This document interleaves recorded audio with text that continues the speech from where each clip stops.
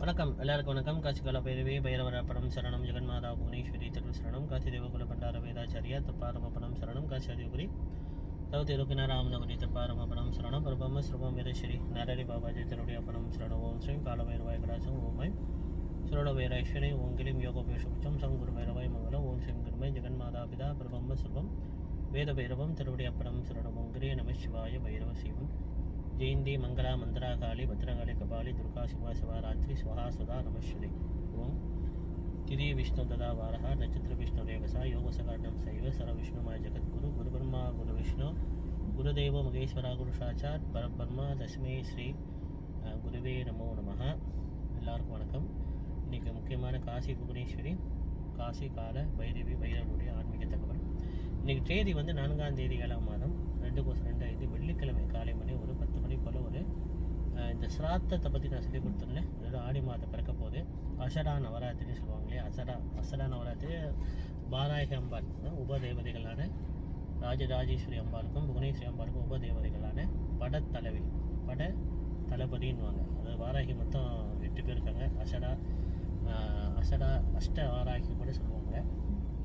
அந்த வாராகி அம்பாளுடைய பூஜையும் வாராகி பூஜைக்கு நான் சொல்லும் போது நான் சொல்லியிருப்பேன், எப்படி இருந்தாலும் ஒரு பிராண தேவதை கண்டிப்பாக கூப்பிடணும். அப்படின்னா ஒரு புவனேஸ்வரி அம்பாளையும் அது மகாலட்சுமியும் ராஜராஜேஸ்வரியும் காஞ்சி காமாட்சியும் கண்டிப்பாக ஒரு பிராண தேவதையை ஆதி மூல கடவுள் முதல் கும்பிடணும்.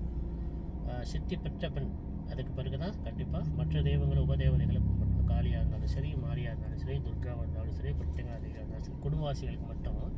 இதே குருமார்களுக்கு சன்னியாசிகள் யோகிக தபசிகள் நானே கடவுள்னு பேசுகிறவங்களுக்கு இது இல்லை. அவங்களுக்கு நான் பேச மாட்டேன். அவங்கள்ட்ட நான் உங்களுக்கு நீங்களே கடவுள் நீங்களே எல்லாம் பார்த்துங்கன்னு சொல்லுவேன். என்கிட்ட பரிகாரம் கேட்டால் கூட சொல்ல மாட்டேன். அது நமக்கு தேவையில்லை. குடும்பவாசிகளுக்கு மட்டும். இப்போ வந்து இன்றைக்கி வந்து நான் வந்து நேற்று போன வாரம் வந்து இந்த மாத்ரு பித்ரு உடைய பூஜை முறையை நான் வந்து சொல்லிட்டு இருந்தேன். அது சிராத்தம் சொந்தமாக இப்படி லகுவாக சிராத்தம் செய்வது. லகுவானா எல்லாருமே செய்யலாம். வைதிக சாஸ்திரம் ஆகம சாஸ்திரம் இல்லை. ஆகமம் சாஸ்திரம்னா என்னென்னா கோயிலில் குருமார்கள் அதுக்குன்னு வேதம் படித்து அதுக்கு ஆகம முறைகள் பற்றி படித்து அவங்க பூஜைகள் முறைகள் எப்படி செய்வதுன்னா அவங்களுக்கு அது தெரியும். அவங்க லைனுக்கு நம்ம போகவே கூடாது. நம்மளாம் வந்து வைதிகம்னா சொந்தமாக எப்படி பூஜிப்பது, எளிய முறையில் நம்ம எப்படி செய்வது ஒரு பூஜை. அப்போ முன்னோர்கள் பூஜை செய்யாமல் எந்த ஒரு இற வழிபாடும் பூர்த்தி ஆகாதுன்னு சொல்லி நான் சொல்லலை, வேதமே சொல்லுது. அதனால வந்து இந்த சிராத்தத்தை லகுவாக நான் வந்து 2008 சொல்லிக் கொடுத்து எல்லாத்துக்கும் தெரியும். ரவி குருக்கள்லாம் எல்லாத்துக்கும் தெரியும். ரவி குருக்கள் தான் இந்த பைர வழிபாடு, இந்த சிராத்தம், இந்த சமண்டீகரணம் எல்லாம் சொல்லிக் கொடுத்தா எல்லாத்துக்கும் தெரியும். அதை மறைக்க வேணாம். ஆரம்பத்தில் சில பிரச்சனைகள் பண்ணாங்க சில குருமார்கள், சில பொதுமக்கள்லாம். சிலர் வந்து ஏன் இதை சொல்லிக் கொடுக்குறீங்கன்னு கேட்டாங்க. சிலர் வந்து சுயநலமாக பேசுகிறாங்க, சொல்லக்கூடாது. இது ஏன் சொல்லிக் கொடுக்குறீங்க, சொல்லிக் கொடுத்து அவங்க கற்றுக்கிட்டு நம்மளுக்கு என்ன செய்ய போகிறாங்கன்னு கேட்டவங்களாம் இருக்காங்க. நம்ம அதெல்லாம் முக்கியம் இல்லை. நான் பெரிய ஒரு சுயநலவாதி. நான் பெரிய சுயநலம் நேராக சொல்கிறேன். ஏன் போய் சொல்ல போகிறேன். அம்பாள் உபாசகர் புவனேஸ்வரர் நான் ஏன் போய் சொல்கிறேன். நான் பெரிய சுயநலவாதி. அம்பாள் 2008 வந்து இந்த வழிபாடு சொல்லிக் கொடுத்தா தான் உனக்கு முக்தி கிடைக்கும்னு சொன்னாங்க.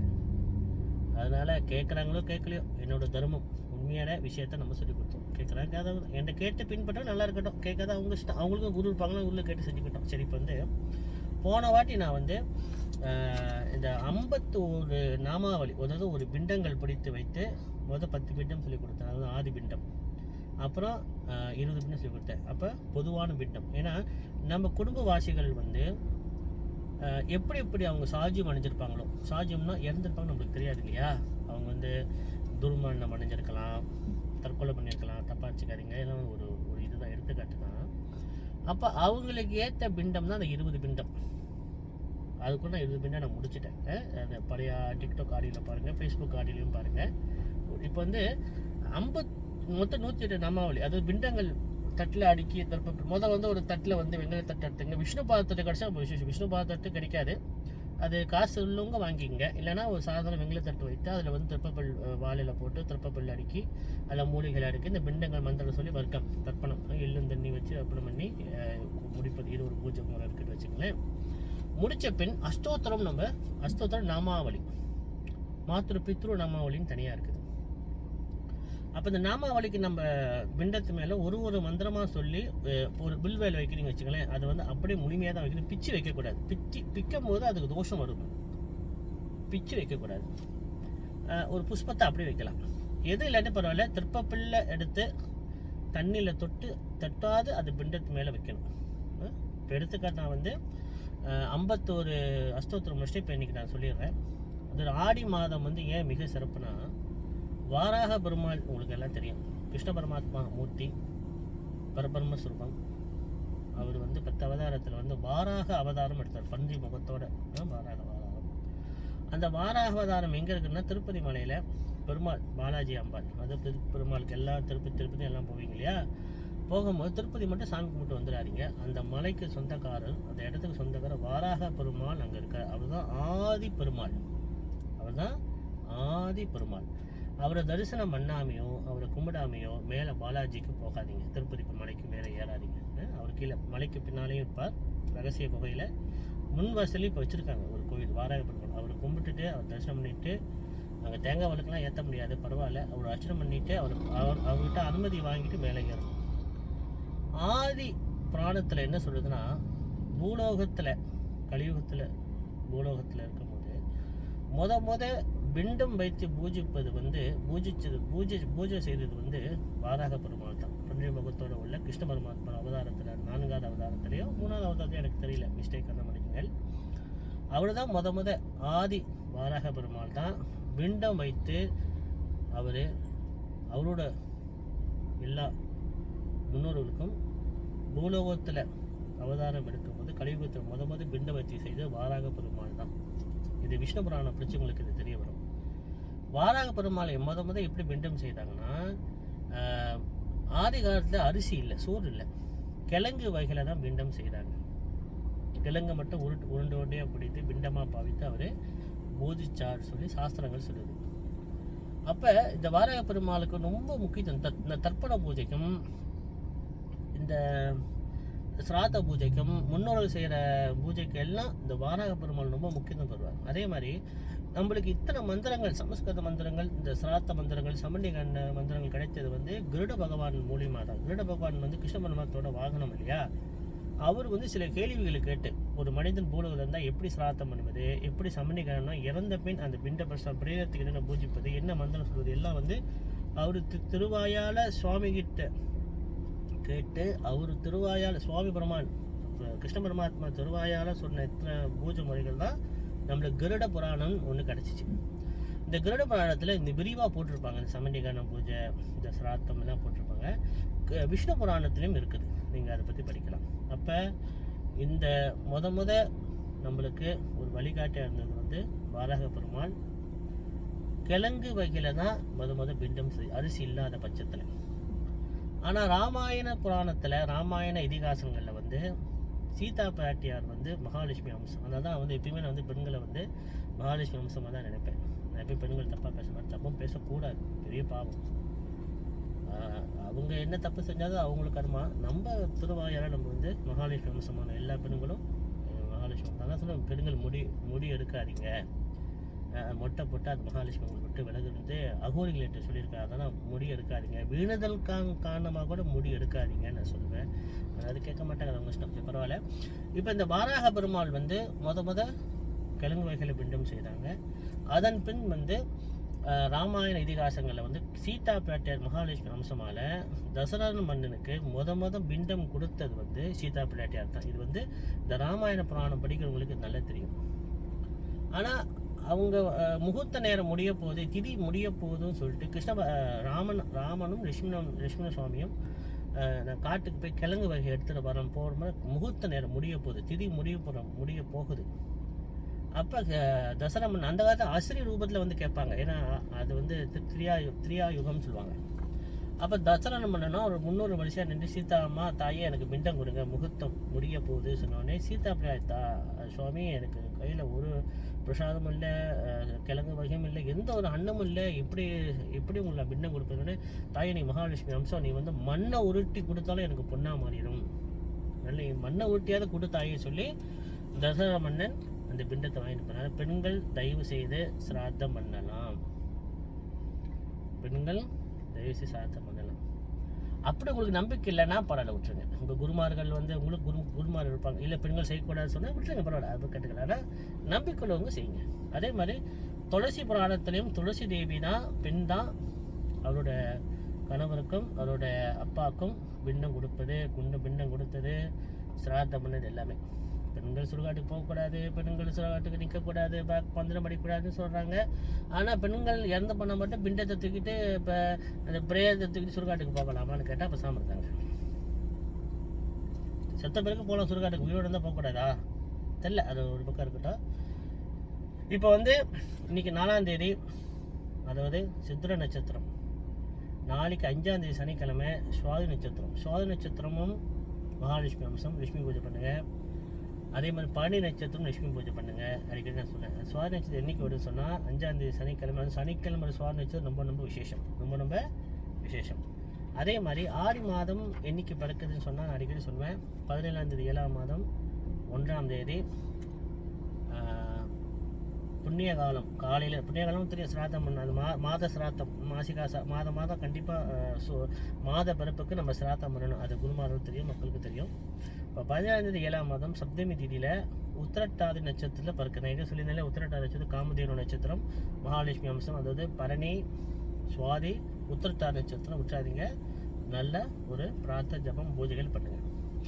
ஆடி மாதம் வந்து 24ஆம் தேதி 7ஆம் மாதம் வியாழக்கிழமை வருது. அது ஆடி அமாவாசை. திதி வந்து 4:21 AM விடிய காலையில் வரைக்கும் இருக்குது. மறுநாள் விடிய காலம் வரைக்கும் இருக்குது. புனர்பூச நட்சத்திரத்தில் ஆடி மாதம் அமாவாசை இருக்குது.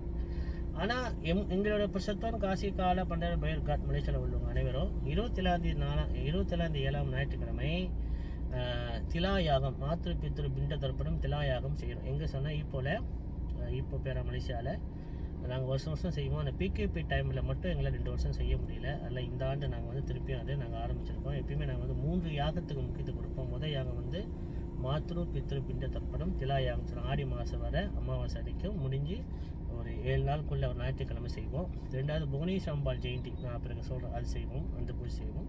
3வதாக நாங்கள் வந்து வருஷ கடைசியில் மகா தேவகால பைர அஷ்டமி பூஜை. தேவர்களே பைரவர் பூஜிக்கிறாங்கன்னா அன்றைக்கி, அதாவது தேவகால மகா அஷ்டமி பைரவர் ஹோமத்தையும் பூஜையும் நினைக்கிறாங்க. அதில் பிறகு நான் அதை பற்றி நான் விளக்குறேன். சரி, இப்போ வந்து 51 மந்திரம் நான் முடிச்சுட்டேன். இது வந்து மாத்ரு பித்ரு உடைய அஸ்தோத்திரம். அதாவது 51 மந்திரம் போன ஆடியோ நான் வந்து நான் கொடுத்துட்டேன். ஆனால் அடுத்தது வந்து இந்த 52லேருந்து உங்களுக்கு 52லேருந்து நாங்கள் ஸ்டார்ட் பண்ணுவோம். அது கூட தெரிஞ்சுங்க. ஓகே, இப்போ நான் மந்திரம் படிக்கிறேன். ஏன் நான் மந்திரம் படிக்கிறேன்னா நீங்கள் தெரிஞ்சுக்கணும். இவ்வளோ மந்திரங்கள் நம்ம சாஸ்திரங்கள் இருக்குது. ஓகே, 52வது மந்திரம் என்ன? ஓம் அதிதி லோக மாத்ரு பித்ரு தெய்வ தேவாய நமோ நமக. 53வது ஓம் அங்கரக லோக மாத்ரு பித்ரு தெய்வ தேவாய நமோ நமக. 54 ஓம் ஸ்ரீ மார்க்க விதான மாத்ரு பித்ரு தெய்வ தேவாய நமோ நமக. 55 ஓம் ஸ்ரீ காஷிபதரண மாத்ரு பித்ரு தேவ தேவாய நமோ நமக. 56வது ஓம் ஸ்ரீ ஜெய மாத்தாண்ட மாத்ரு பித்ரு தேவ தேவாய நமோ நமக. 57வது ஓம் ஸ்ரீ முகுந்தவர்த்தன மாத்ரு பித்ரு தேவ தேவாய நமோ நமக. 58 வந்து ஓம் ஸ்ரீ புரவாசா மாத்ரு பித்ரு தேவ தேவாய நமோ நமக. 59 ஓம் ஸ்ரீ கஜாபூதா மாத்ரு பித்ரு தேவ தேவாய நமோ நமக. 60வது வந்து ஓம் ஸ்ரீ பிரகத மாத்ரு பித்ரு தேவ தேவாய நமோ நமக. 61 ஓம் ஸ்ரீ தண்டுல மாத்ரு பித்ரு தேவ தேவாய நமோ நமக. 62 ஓம் ஸ்ரீ சரஹ மாத்ரு பித்ரு தேவ தேவாய நமோ நமக. 63 ஓம் ஸ்ரீ மாத்ரு பித்ரு அதிகார பூஷணாய நமோ நமக. 64 ஓம் ஸ்ரீ மாத்ரு பித்ரு சண்டேஸ்வராய நமோ நமக. 65 ஓம் ஸ்ரீ மாத்ரு பித்ரு துவார பாலகராய நமோ நமக. 67 ஓம் ஸ்ரீ நாக மாத்ரு பித்ரு தேவ தேவாய நமோ நமக. 68 ஓம் ஸ்ரீ குசல்பதி மாத்ரு பித்ரு தேவ தேவாய நமோ நமக. 69 ஓம் ஸ்ரீ சந்தன மந்திர மாத்ரு பித்ரு தேவ தேவாய நமோ நமக. 70வது ஓம் ஸ்ரீ பரிபாலக மாத்ரு பித்ரு தேவ தேவாய நமோ நமக. 71 ஓம் ஸ்ரீ சந்தன சந்திரிய மாத்ரு பித்ரு தேவ தேவாய நமோ நமக. 72 ஓம் ஸ்ரீ கல்பிதா மாத்ரு பித்ரு தேவ தேவாய நமோ நமக. 73 ஓம் ஸ்ரீ வரிலோக மாத்ரு பித்ரு தேவ தேவாய நமோ நமக. 74 ஓம் ஸ்ரீ குரு மகாதேவா தீர்க்கதரிசி மாத்ரு பித்ரு தேவ தேவாய நமோ நமக. 75 ஓம் ஸ்ரீ ஜீவ சௌபாக்கிய தீர்க்கதரிசி மாத்ரு பித்ரு தேவ தேவாய நமோ நமக. 76 ஓம் ஸ்ரீ மகுத முகாரி மாத்ரு பித்ரு தேவ தேவாய நமோ நமக. 77வது ஓம் ஸ்ரீ ஆயுஷ்தன மாத்ரு பித்ரு தேவ தேவாய நமோ நமக. 78 ஓம் ஸ்ரீ தீர தீர்க்கதரிசி மாத்ரு பித்ரு தேவ தேவாய நமோ நமக. 79 ஓம் ஸ்ரீ பிரவேசா தீர்க்கதரிசி மாத்ருபித்ரு தேவதேவாய நமோ நமः. 80வது ஓம் ஸ்ரீ கர்ம பரிபாலனே தீர்க்கதரிசி மாத்ருபித்ரு தேவதேவாய நமோ நமः. 81 ஓம் ஸ்ரீ காருண்ய தீர்க்கதரிசி மாத்ருபித்ரு தேவதேவாய நமோ நமः. 82 ஓம் ஸ்ரீ தவபார ஔஷித மாத்ருபித்ரு தேவதேவாய நமோ நமः. 83 ஓம் ஸ்ரீ மால சங்கிய மாத்ருபித்ரு தேவதேவாய நமோ நமः. 84 ஓம் ஸ்ரீ ஸ்ரண்ணவதி மாத்ருபித்ரு தேவதேவாய நமோ நமः.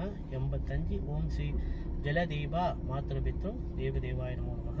86 ஓம் ஸ்ரீ ஜலமண்டல மாத்ருபித்ரு தேவதேவாய நமோ நமः. 87 ஓம் ஸ்ரீ கடக தேவதா மாத்ருபித்ரு தேவதேவாய நமோ நமः. 88 ஓம் ஸ்ரீ பவதாரண்ய மாத்ருபித்ரு தேவதேவாய நமோ நமः. 89 ஓம் ஸ்ரீ புண்டரிக மண்டல மாத்ருபித்ரு தேவதேவாய நமோ நமः. 90 ஓம் ஸ்ரீ காயத்ரி சவிதா மண்டல மாத்ருபித்ரு தேவதேவாய நமோ நமः. 91 ஓம் ஸ்ரீ சந்தன உதக கும்ப மாத்ருபித்ரு தேவதேவாய நமோ நமः. 92 ஓம் ஸ்ரீ சப்தப்தீவா மாத்ருபித்ரு தேவதேவாய நமோ நமः. 93 ஓம் ஸ்ரீ அஷ்டசுத மாத்ருபித்ரு தேவதேவாய நமோ நமः. 94 ஓம் ஸ்ரீ காருண்ய மாத்ருபித்ரு தேவதேவாய நமோ நமः. 95 ஓம் ஸ்ரீ பிரசன்ன பரசத்விக மாத்ருபித்ரு தேவதேவாய நமோ நமः.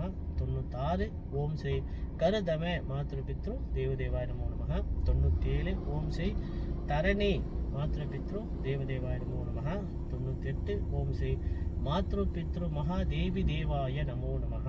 99 ஓம் ஸ்ரீ ஜெயமாங்கல்ய மாத்ருபித்ரு தேவதேவாய நமோ நமः. 100 ஓம் ஸ்ரீ ஜீவ சௌபாக்கிய மாத்ருபித்ரு தேவதேவாய நமோ நமः. 101 ஓம் ஸ்ரீ வாராகி வரவரண மாத்ருபித்ரு தேவதேவாய நமோ நமः.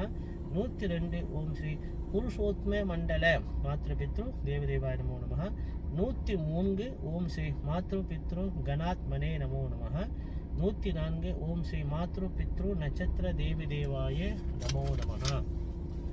105 ஓம் ஸ்ரீ மாத்ருபித்ரு ஹோம தேவி தேவாய நமோ நமः. 106 ஓம் ஸ்ரீ மாத்ருபித்ரு யக்ஞ தேவி தேவாய நமோ நமः. 107 ஓம் ஸ்ரீ தர்ப்பண தேவி தேவாய நமோ நமः. 108 ஓம் ஸ்ரீ மாத்ருபித்ரு தேவ நவக்கரக தேவி தேவாய நமோ நமः. 109 ஓம் ஸ்ரீ மாத்ருபித்ரு பத்னிகம் தேவி தேவாய நமோ நமः. மாத்ருபித்ரு தேவோபவா கடைசி அஸ்தோத்திரத்தோட முடிக்கணும். இது பிண்டங்கள் 30 பிண்டம் முடித்த பின் இந்த 108 அஸ்தோத்திரம் கண்டிப்பாக 108 அஸ்தோத்திர தேவதைகள், இந்த தேவதாகள் தான் மாத்ரு பித்ரு லோகத்தில் இருந்து நம்மளுக்கு முன்னோர்களுக்கு வழி காட்டுறாங்க முத்திக்கு போகிறதுக்கு. அதனால இது எப்பயுமே நம்ம இந்த சிராத்தை முடித்த பிறகு இந்த அஸ்தோத்திரத்தை நீங்கள் கண்டிப்பாக நீங்கள் படிக்கணும். ரொம்ப முக்கியமான அஸ்தோத்திரம். அதே மாதிரி எப்போ நீங்கள் இந்த மாத்ருபித்த தேவதா நம்ம செய்யும் போது கண்டிப்பாக நம்ம கிருஷ்ண பரமாத்மா மனதில் நினைக்கணும். மகாவிஷ்ணு பரமாத்மா, அப்புறம் கிருட பகவான் ரொம்ப முக்கியம். எல்லாத்துக்கும் ஆதிமுத்தி கால பைரவர் மட்டும் மறந்துடாதீங்க. குடும்பவாசிகள் கண்டிப்பாக புவனேஸ்வரி அம்பாளை பிரார்த்தனை பண்ணிட்டு தான் கால பைரவருக்கு போகணும். ஏன்னா கால பைரவர் ஒரு அகோரி. குடும்பவாசிகள் புவனேஸ்வரி அம்பாளை தொடாமல், புவனேஸ்வரி அம்பாளை கும்பிடாமல் பைரவரை கும்பிடக்கூடாது. அதை நான் பாருங்கள், பைரவ வழிபாடு நான் தான் ரொம்ப ஆரம்பித்த பெருமைக்காக நான் சொல்லலை. எல்லா பெருமையும் அந்த காசி கால பைரவ திருவடி அர்ப்பணம் சரணம். நான் நினச்சிருந்தா ஒரு சிலை வாங்கி கொடுத்து நீங்கள் எல்லாம் வீட்டில் வச்சு பூஜை பண்ணுங்கன்னு சொல்லுவேன்னா இல்லையா, சிலை வச்சு பூஜிக்கலாம். அதான் அது முறைப்படி தீட்சை எடுக்கணும், சில முறைகள் தெரிஞ்சிருக்கணும், ஹோமங்கள் செய்ய ஓரளவு எளிய ஹோமங்கள் செய்ய தெரிஞ்சிருக்கணும். அதாவது சிலைகள் வச்சு பூஜை பண்ணக்கூடாது, தகுடை வச்சு பூஜை பண்ண சொல்லலாம். ஆனால் மகத்தான சக்தி உண்டு தகுடுக்கும் சிலைகளுக்கும். ஆனால் அதை முறைப்படி செய்யணும். சும்மா சிலையை வாங்கி வச்சுட்டு தகுடு வாங்கி வச்சு வீட்டில் சும்மா உட்காந்து நம்மளுக்கு ஒன்றுமே நடக்காது. அதே மாதிரி நான் படம் மட்டும்தான் வச்சு கும்பிட சொன்னேன். ஏன்னா நம்ம குடும்பவாசிகள் முறைப்படி தானே வைதிகம். அதாவது படம் வச்சு வீட்டில் பூஜிக்கிற பேருக்கு சொரண கலா பிரதிஷ்டா விதின்னு சொல்லுவாங்க சாஸ்திரத்தில். சரி, சம்ஸ்கிருத வார்த்தை பாருங்கள், சொரண கலா பிரதிஷ்டா விதி. முறைப்படினா வரிஞ்ச படங்களை வைத்து தான் வீட்டில் குடும்பவாசிகள் மட்டும்தான் பூஜிக்கணும். மற்றவங்க கொஞ்சம் விஷயம் தெரிஞ்சவங்க, நல்ல மந்திர ஜபங்கள் பண்ண குருக்களாக உள்ளவங்க, சன்னியாசிகள், தபசிகள், யோகிகள், இவங்க தகுடு வச்சு பூஜிக்கலாம், செலவு வச்சு, அது அவங்களோட முறை, அவங்களுக்கு தெரியும். நான் எல்லா பூஜையும் நான் குடும்பவாசிகளுக்கு மட்டும்தான் நான் சொல்லிக் கொடுப்பது, மற்றவங்க நான் சொல்லிக் கொடுக்க போகிறதில்லை. சரி, இப்போ இந்த பிண்டங்கள் வைத்து அந்த இந்த பிண்ட சிராத்தங்கள் வந்து வீட்டுக்கு வெளியே செய்யலாம், ஆற்றங்கரை ஓரத்தில் செய்யலாம். ஆனால் கரைக்கரை ஓரமான உப்பு காத்த இடத்துல செய்யக்கூடாது. இது தப்பாக வச்சுக்காதீங்க. அவங்க குருக்கள் சொன்னால் நீங்கள் செய்யுங்க. இன்னொரு வழி வந்தவங்க என்னை பின்பற்றுங்க. நான் தப்பாக சொல்லி விடக்கூடாது இல்லையா? இப்போ பாருங்கள், கடா வெட்டுறாங்க, கோழி வெட்டுறாங்க, அது அவங்க நம்பிக்கை. ஆண்டவன் அவங்க கொடுக்க சாப்பிட்றான்னா நான் தான் சந்தோஷப்படுவேன். பாருங்கள், சாமி ஆடுறாங்க, நான் கையெழுத்து கும்பிடுவேன். ஏன்னா நம்ம கையெழுத்து கும்பிட்ற சாமி அவங்க மேலே இறங்கி ஆடுதுன்னா அது மிகப்பெரிய ஒரு புண்ணியம். அதை ஏற்றுக்கிடுவேன். ஆனால் நான் செய்ய மாட்டேன். எனக்கு அது நம்பிக்கை இல்லை. நீங்கள் செய்யணும் செஞ்சீங்கன்றேன். நான் குறை சொல்ல மாட்டேன். இந்த சனாதன தர்மம் யாரும் குறை சொல்லக்கூடாது. உங்கள் நம்பிக்கை. ஏன்னா சரியே கிரிகே யோகம் ஞானம் ஒரு வழிமுறை. அது குரு இல்லாதவங்க இந்த மாதிரி வழிக்கு தான் போவாங்க. அப்படிதான் ஒன்று உணர்ந்து அந்த பிரபஞ்ச சக்தி அவங்கள உணர்ச்சி அவங்கள மாற்றும். எடுத்தோட நீ வந்து மந்திரம் கற்றுக்கோ, ஜபங்கள் பண்ணு, ஓமம் செய்யுங்க, நடக்கவே நடக்காது. என்கிட்ட வந்து கற்றுக்கிட்டவங்க அத்தனை பேரும் வாங்கி அடிப்பட்டு நொந்து நூலாவி எல்லா வழிபாடு செஞ்ச பிறகு வந்தவங்க தான் என்கிட்ட வராங்க. ஒருத்தனை கூப்பிட்டு நீ செய்யவே மாட்டாங்க. அது மனிதனுடைய இயல்பு, அகங்காரம். என்ன சொல்றான்னு கேட்குறது, எனக்கு எல்லாமே தெரியும், செஞ்சுட்டு போ. எல்லாம் ஒன்றா முடியலைன்னா இதை கற்றுக்கோ. அதான் நான் சொல்லுவேன் எப்பயுமே. சரி, இப்போ வந்து அஷ்டோத்திரம் முடிச்ச பிறகு காயத்ரி மந்திரம் இருக்குது. மாத்ரு பித்ருவோட காயத்ரி, இது கற்றுங்க. என்ன மந்திரம்னா, எப்பயுமே இது ஆரம்பிக்கணும். ஓம் அச்சுதாய நமஹா, ஓம் அனந்தாய நமஹா, ஓம் கோவிந்தாய நமஹா சொல்லுங்க. அப்புறம் காசிகால பைரவி, பைரப்ப சரணம் சொல்லி பிறகு நான் ஏற்கனவே இந்த 3 அஷ்டோத்திரம்லாம் சொல்லியிருந்தேன். விண்ணில் இருக்க முன்னோடே, மண்ணில் வந்து இருக்க இன்னும் தியானம், இதெல்லாம் நீங்கள் தமிழ் தியானம் இது கற்றுக்குங்க. நான் டிக்டோவில் பார்த்து கற்றுங்க. அப்படி உங்களுக்கு வேணும் சொன்னால் நம்ம சொன்னீங்கன்னா உமாமா குட் பெட் பின் அவங்க நம்பர் உங்களுக்கு சொல்லி கொடுத்துருப்பேன். கோசம் 1 4 3 கோசம் 9 6 7 கோசம். ஏன்னா அவங்க வந்து கோசடமசரா வந்து மனுஷன் இருக்காங்க. அவங்க கால் பண்ணி இந்த ஆர்டிக்கல் எடுத்துங்க. ஓகே, இப்போ வந்து மாத்ரு பித்ருவோட காயத்ரி மந்திரம். ஓம் ஜீவநாராயண ஸ்ரூபாய மாத்ரு பித்ரு தேவி தேவாய வித்மஹே வசுருத்ர ஆதித்ய தேவி தேவாய தீமஹே தன்னோ மாத்ரு பித்ரு மூர்த்தி பிரச்சோதியாது. இது காயத்ரி மந்திரம். 2வது காயத்ரி மந்திரம் ஓம் மாத்ரு பித்ரு பிரசன்னாய பூமியாய வித்மஹே ஜெயசீராஸ் நாமாய தீமஹே தன்னோ மாத்ரு பித்ரு மூர்த்தி பிரச்சோதியாது. இது 2 காயத்ரி. இது வேணால் கற்றுக்கிட்டு நீங்கள் வந்து கண்டிப்பாக சொல்லலாம். ஏற்கனவே நான் வந்து தர்ப்பணத்துக்கு உள்ள காயத்ரி சொல்லியிருந்தேன் இல்லையா? ஓம் தத்புருஷாய் வித்மஹே மம ஜன்ம மாத்ரு பித்ரு நரக விமோகாய மோட்சகதி சித்தாய தீமஹே தன்னோ ருத்ரமூர்த்தி கால பைரவர் பிரச்சோதியா. இது வந்து இந்த தர்ப்பணங்கள் எளிய முடியல, எதையுமே பிண்டம் பிடிக்கல, சராத்தம் எதுவுமே என்னால் எதுவுமே இல்லை. ஒரு கற்பல்லாத வைத்து ஒரு பூ வச்சு திருப்பப்பல் வச்சாது இந்த காயத்ரி மந்திரத்தை 108 முறை சொல்லி நீங்கள் இந்த விரலை திறந்து எப்படி விடலாம். இந்த விரலில் அப்படி இறங்கணும். ஏன்னா ஒரு சங்கு, வலம்புடி சங்கு வச்சு சங்குலுக்கு இதை வச்சு 108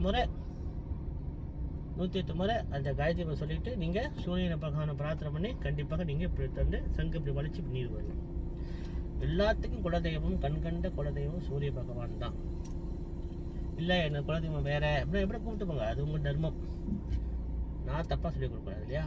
எல்லாத்துக்கும் கண்கண்ட ஒரு குலதெய்வம்னா சூரிய நாராயணமூர்த்தி. வேதத்துக்கு நம்ம குலதெய்வம் பிரம்மதேவனும் சரஸ்வதி தேவி. அதான் நான் சொல்லுவேன், எல்லா பிள்ளைங்களுக்கும் தயவு செய்து சரஸ்வதி தேவி மந்திரத்தையாவது ஜபம் பண்ண சொல்லுங்கள். இல்லைன்னா அஷ்ட பைரவரில் வந்து அசிதாங்க பைரவரும் பிராமி தேவியும் இருக்காங்க. பிரம்மஞானம் பிள்ளைங்களுக்கு வரும். நம்ம பிள்ளைங்க நம்மளோட நல்லா இருக்கணும். உங்கள் மனசு எண்ணம் இருந்தால் பிள்ளைங்களுக்கு இந்த காயத்ரி சொல்லி கொடுத்து காலையில் 30, மதியம் 30, இரவு 30 படிக்க சொல்லுங்கள். அவங்களுக்கு வித்தியாசம் தெரியாது. ஒரு மாதம் கழிச்சு அந்த மந்திர ரத்தத்தை கலந்த பிறகு அவங்களுக்கு ஒரு பிரம்மஞானம் கிடைக்கும்.